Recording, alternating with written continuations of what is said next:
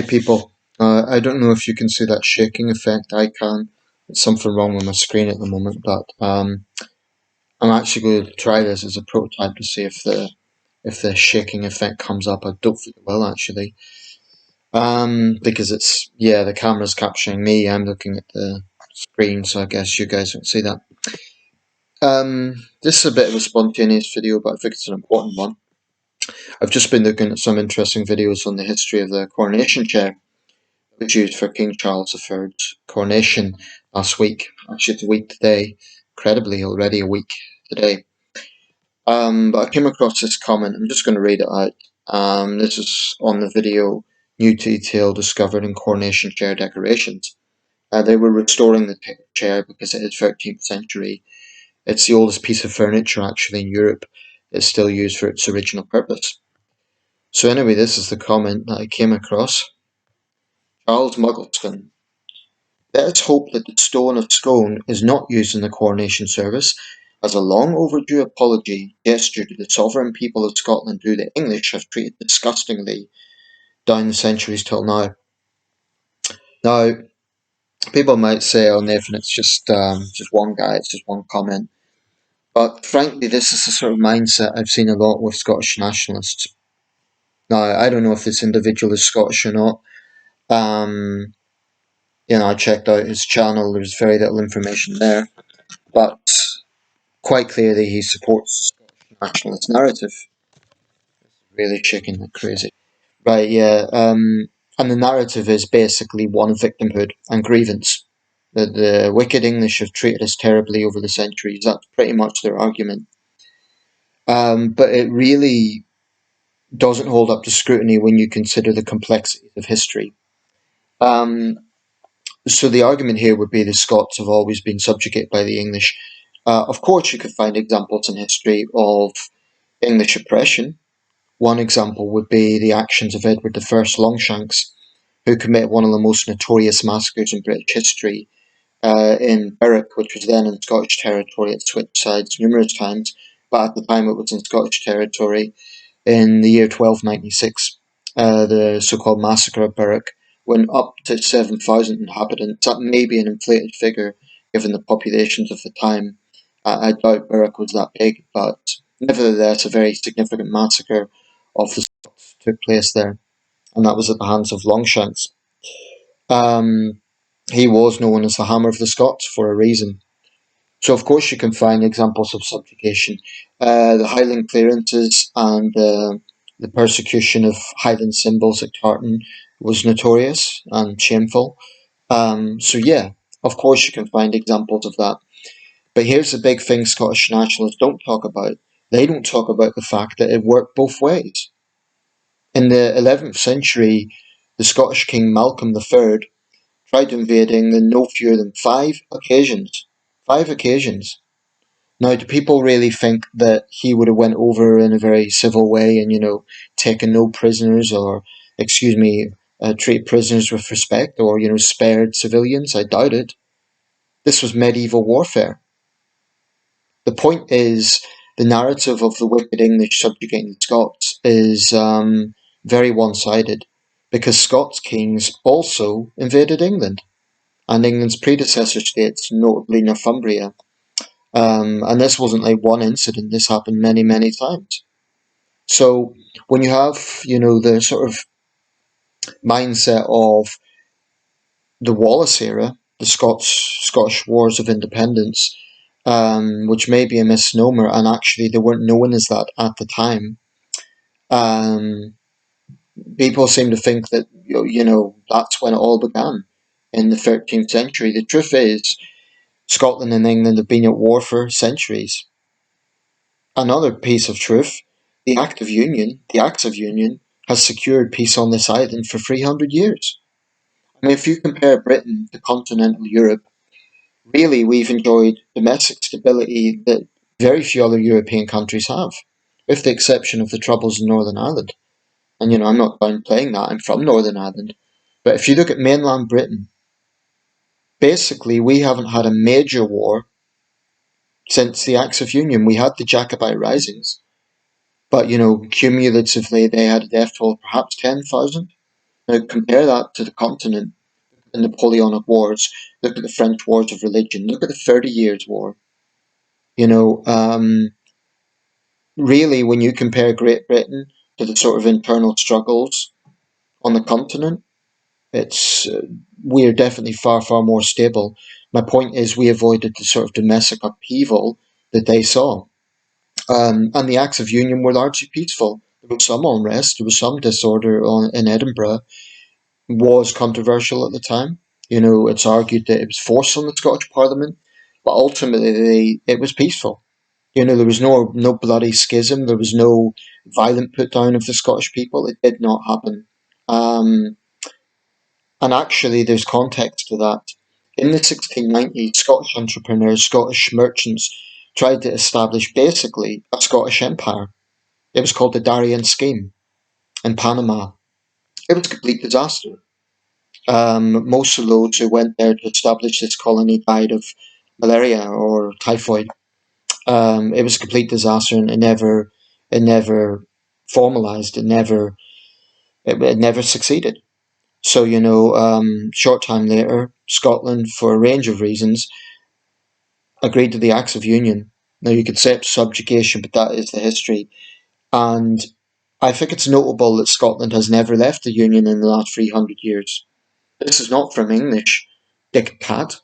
This is Scotland itself. And of course, recently, the 2014 referendum, the Scottish people had the freedom to decide and they chose to stay in the Union. This wasn't an English diktat. This wasn't, well, there is no English Parliament, of course. But this was not the English saying, we demand that you stay in the United Kingdom. This was the Scottish people themselves choosing to stay in the United Kingdom.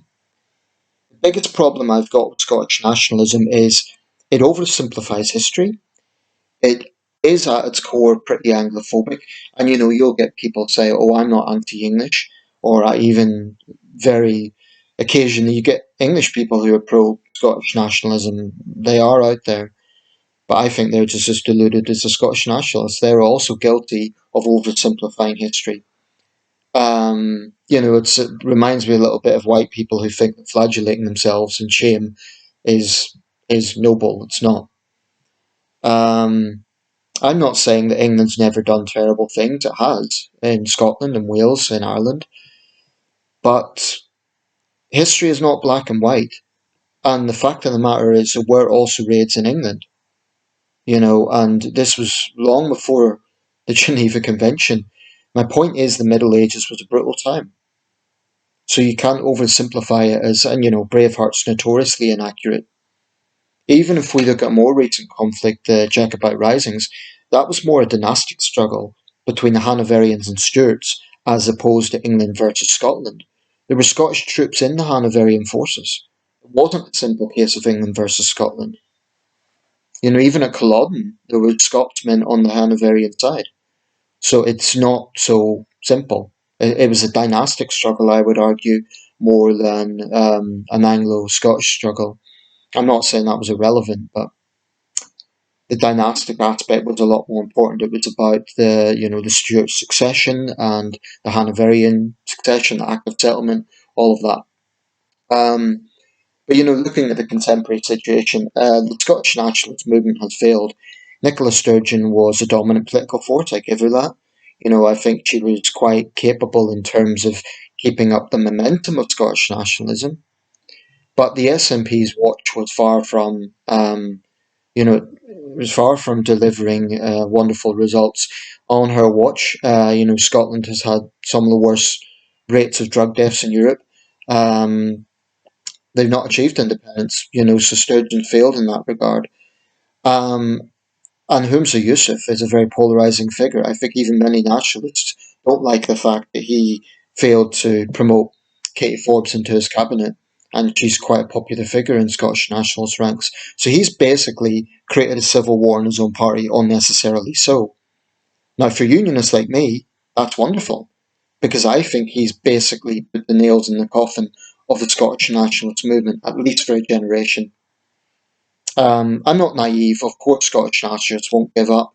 They'll keep pushing their divisive agenda, trying to break up this United Kingdom.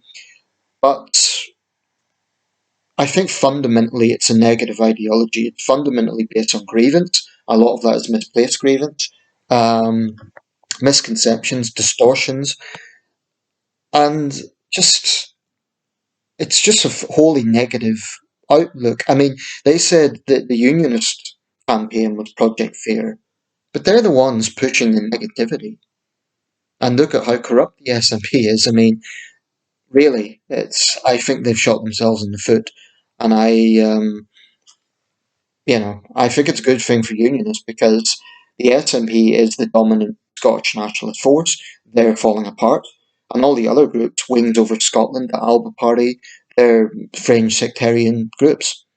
They're far more vocally anti-English than the SNP. So I do think that they have had their momentum.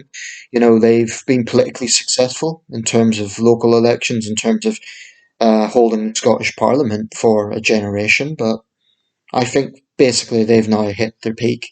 And I think it's going to be at least a generation before the Nationalists have momentum again. And as a unionist, that's wonderful.